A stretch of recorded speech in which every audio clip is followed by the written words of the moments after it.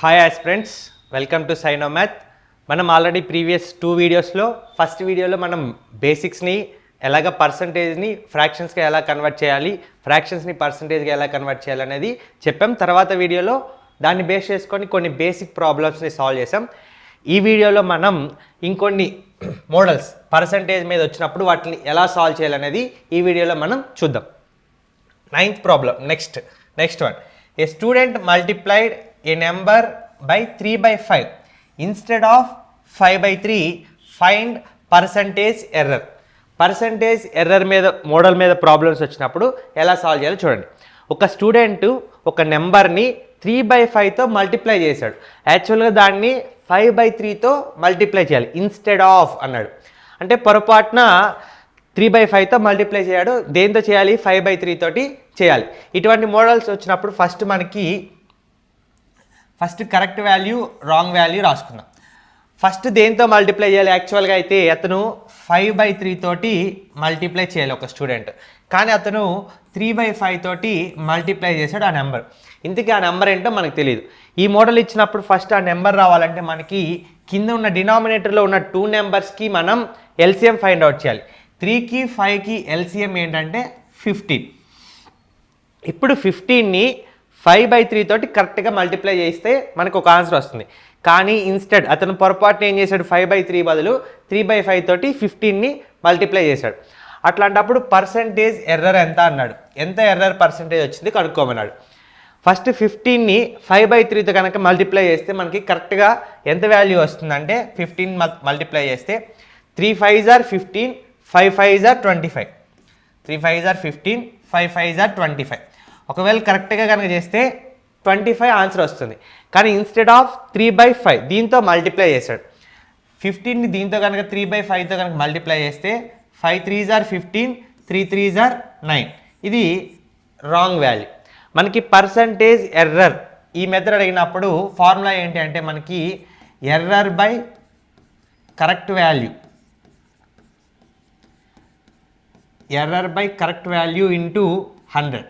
ఇది మనం యూజ్ చేసే ఫార్ములా. ఇప్పుడు చూడండి ఎర్రర్ ఎంత ఉంది? 25కి 9కి డిఫరెన్స్ ఎంత అయితే ఉందో అదే ఎర్రర్. ఎంత డిఫరెన్స్ ఉంది అంటే 16 డిఫరెన్స్ ఉంది. Error by correct value. ఇది కరెక్ట్ వాల్యూ. యాక్చువల్గా చేస్తే 25 రావాలి. ఇది wrong. Error by correct value అంటే 25 into 100. 25 1s are 25 4s are 100. 16 into 4 64%. Error percentage ఎంత వచ్చింది అంటే 64%. ఆప్షన్ ఏ, మనకి option A is the right answer. Percentage error model వచ్చినప్పుడు మనం ఈ విధంగా సాల్వ్ చేయాలి. 2 నెంబర్స్కి ఎల్సిఎం తీసుకోవాలి, కరెక్ట్ నెంబర్ కనుక్కోవాలి, రాంగ్ నెంబర్ కనుక్కోవాలి. Error by correct value into 100 వేస్తే మనకి ఆన్సర్ అనేది వస్తుంది. Next problem. 10th one. Population of A town is increasing by 10% every year. At the end of second year town of population is 12,100. City యొక్క population every year increase అవుతూనే ఉంది. అది ఎంత increase అవుతుందంటే 10% ఇంక్రీజ్ అవుతుంది every year. What was the town of the population initially? 2 సంవత్సరాల తర్వాత town of population ఎంత అంటే 12,100 వాడు ఇచ్చాడు. అయితే ఇనిషియల్గా ఎంతమంది ఉన్నాడు కనుక్కోమంటున్నాడు. ఫస్ట్ ఇనిషియల్గా మనకి టౌన్లో ఎంతమంది పాపులేషన్ ఉన్నారు తెలియదు కాబట్టి 100 అనుకుంటున్నాను. ఎవ్రీ ఇయర్ 10% అనేది ఇంక్రీజ్ అవుతుంది. సో ఫస్ట్ ఇయర్ ఇది ఇనిషియల్గా ఫస్ట్ ఇయర్ ఎంత ఇంక్రీజ్ అయింది? 10% ఇంక్రీజ్ అయింది ఫస్ట్ ఇయర్. 100లో 10% అంటే 110. ఇక్కడ ఫస్ట్ ఇయర్ నుంచి మళ్ళీ సెకండ్ ఇయర్కి కూడా 10% ఇంక్రీజ్ అయింది. 110లో 10% అంటే ఎంత? 11. 110 + 11 121. ఇది at the end of the second year. చూడండి ఇది ఇనిషియల్గా, ఇది end of the first year, end of the second year. Second year ఎండ్కి వచ్చేసరికి మనకి 121. అప్పుడు పాపులేషన్ ఎంత అంటే 12,100. 121 పార్ట్స్ని నేను 12,100కి ఈక్వల్ చేస్తే ఇంటూ 100తో మల్టిప్లై చేస్తే నాకు 12,100 వస్తుంది. ఇప్పుడు ఏమన్నాడు వాడు? What was the town of population ఇనిషియల్గా ఎంతమంది ఉన్నారంటే 100. ఇక్కడ 100తో మల్టిప్లై చేసాం కాబట్టి ఇక్కడ 100తో మల్టిప్లై చేస్తే 100 ఇంటూ 100 10,000. ఇనిషియల్గా టౌన్ యొక్క పాపులేషన్ ఎంత అంటే 10,000. మనకి option D is the right answer. Next problem 11th one. In an election, A received 11% of the votes and B received 145,680 votes. 59% of the candidates did not cast their vote to any of the party. Find the total percentage of votes that B received. Okay, elections జరుగుతుంది.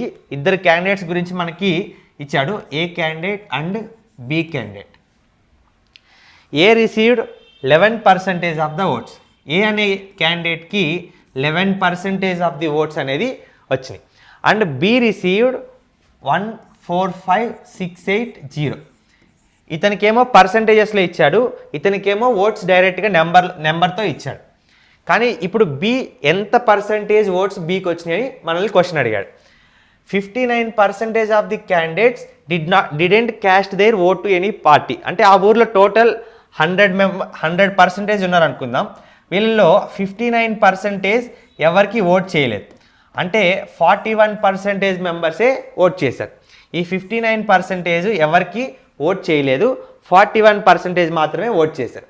ఇప్పుడు 41 vote చేసిన దాంట్లో already ఏకి ఎంత వచ్చింది, 11% వచ్చింది. ఈ 41లో already 11% ఏకి వచ్చింది. ఇప్పుడు మనల్ని ఏమంటున్నాడు, find total percentage of the oats that be received. ఇంక రిమైనింగ్ ఎంత పర్సంటేజ్ ఓట్స్ ఉన్నాయి అంటే 30% ఆఫ్ ది ఓట్స్ ఉన్నాయి. ఆ 30% ఆఫ్ ఓట్సే ఈ బీకి వచ్చింది. ఓకే, బీకి ఎంత పర్సంటేజ్ ఆఫ్ ఓట్స్ వచ్చినాయి అంటే 30%. Option C is the right answer. Next problem. In an election, a candidate got 70% of votes is elected by a majority of 1200 votes. 1200 majority తోటి తన అభ్యర్థి పైన గెలిచాడు. అయితే what is the total number of votes fold.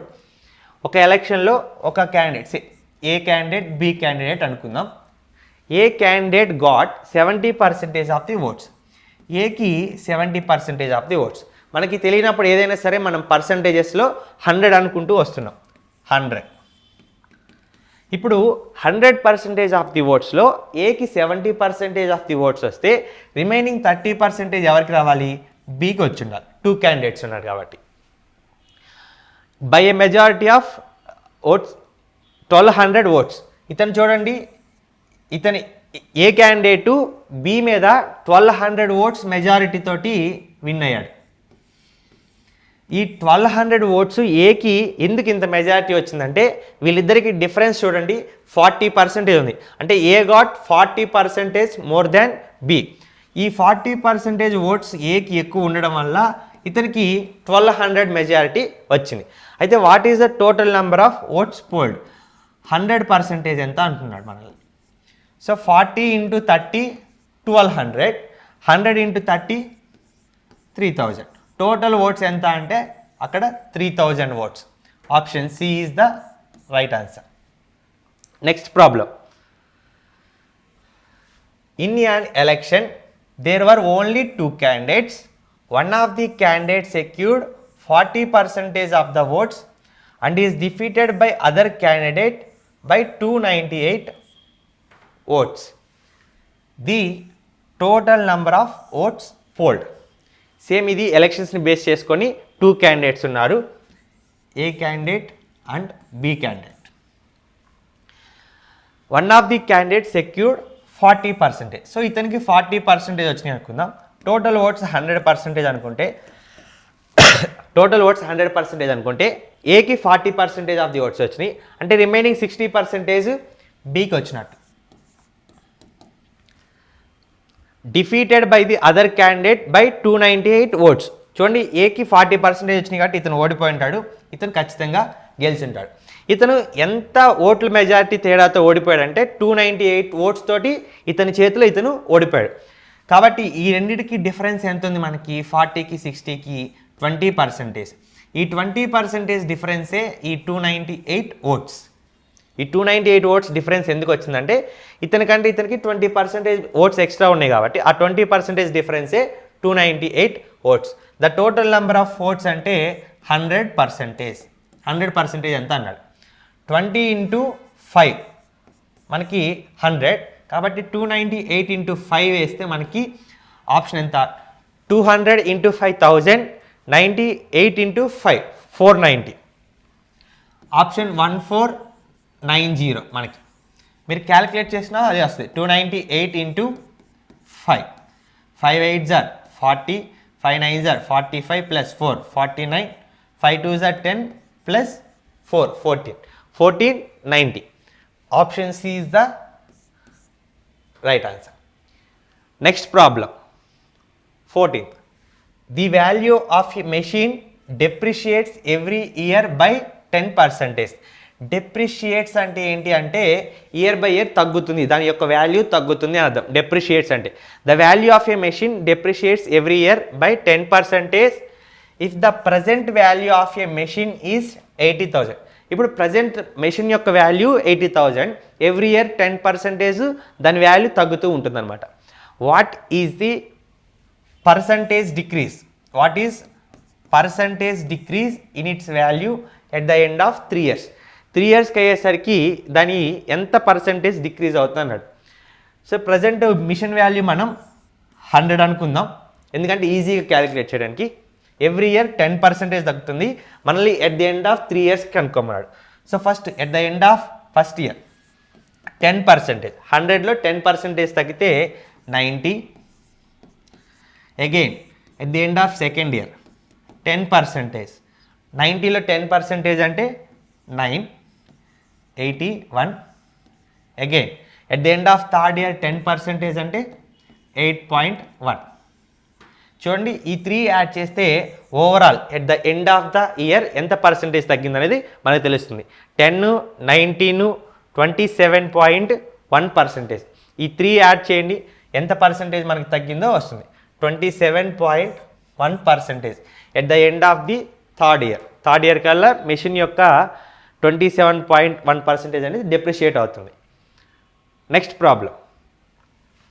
2 friends, Ammu and Ravi, had some candies. One of them had 10 more candies than other. ఇద్దరు friends ఉన్నారు, Ammu and Ravi.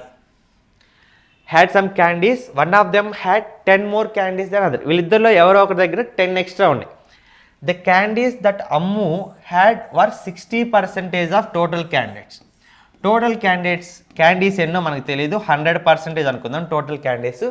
ఇందులో 60% అమ్ము దగ్గర ఉన్నాయి అంటే రిమైనింగ్ 40% రవి దగ్గర ఉన్నట్టు అర్థం. అయితే how many candies did each have? ఇప్పుడు చూడండి ఈమె దగ్గర 60% ఎక్స్ట్రా ఉన్నాయి, వీళ్ళిద్దరి దగ్గర డిఫరెన్స్ ఎంత 20%. ఆ 20% ఎందుకు వచ్చింది అంటే one of the candidate have 10 more candies. So రవితో కంపేర్ చేసుకున్నప్పుడు అమ్ము దగ్గర 10 more candies ఎక్స్ట్రా ఉన్నాయి. ఇప్పుడు ఇద్దరి దగ్గర ఎంతనే రావాలంటే 20% వచ్చేసి 10, అప్పుడు 60% వచ్చేసి మనకి 30 అవుతుంది, 40% వచ్చేసి 20 అవుతుంది. Okay, each 20, 30 have. ఇద్దరి దగ్గర ఎంత ఉన్నాయి అంటే క్యాండీస్ 20, 30 ఈ రేంజ్లో ఉన్నాయి. చూడండి ఓటీపీ ద్వారా వెళ్తే ఇక్కడ చూడండి ఫస్ట్ ఆప్షన్ చూడండి 30, 50 ఇచ్చాడు. వీళ్ళిద్దరి మధ్య 10 మాత్రమే గ్యాప్ ఉండాలి, కానీ ఇక్కడ 20 గ్యాప్ ఉంది. ఖచ్చితంగా ఆప్షన్ ఏ అయ్యే అవకాశం లేదు. అంటే లాస్ట్ మనం ఎలిమినేట్ చేసే ప్రాసెస్ అనమాట ఇది. ఇక్కడ చూడండి వీళ్ళిద్దరి దగ్గర కూడా 20, 20, 40 గ్యాప్ మాత్రం 10 ఉండాలి. ఆప్షన్ బి కూడా ఖచ్చితంగా కాదు. 40, 50, 20, 30 ఈ రెండింటిలోనే అయ్యే ఆప్షన్ ఉంది. సో ఇట్లా మీరు ఒక్కొక్కసారి డైరెక్ట్గా ఆప్షన్స్, ఈ ఆప్షన్ కూడా అదేవిధంగా 40, 60 ఇచ్చారనుకోండి, ఇంక ఈ ప్రాసెస్ అంతా సాల్వ్ చేయాల్సిన అవసరం లేదు. డైరెక్ట్గా 10 డిఫరెన్స్ ఉండాలి కాబట్టి 20, 30 ఆప్షన్ డి ద్వారా కూడా మనం ఓటీపీ ద్వారా కూడా మనం డైరెక్ట్గా వెళ్ళిపోవచ్చు. ఇవన్నీ చెక్ చేయాల్సిన అవసరం లేదు. ఇవి కొన్ని పర్సంటేజ్ని బేస్ చేసుకొని బేసిక్ ప్రాబ్లమ్స్, రిమైనింగ్ ప్రాబ్లమ్స్ మనం నెక్స్ట్ వీడియోలో కవర్ చేద్దాం.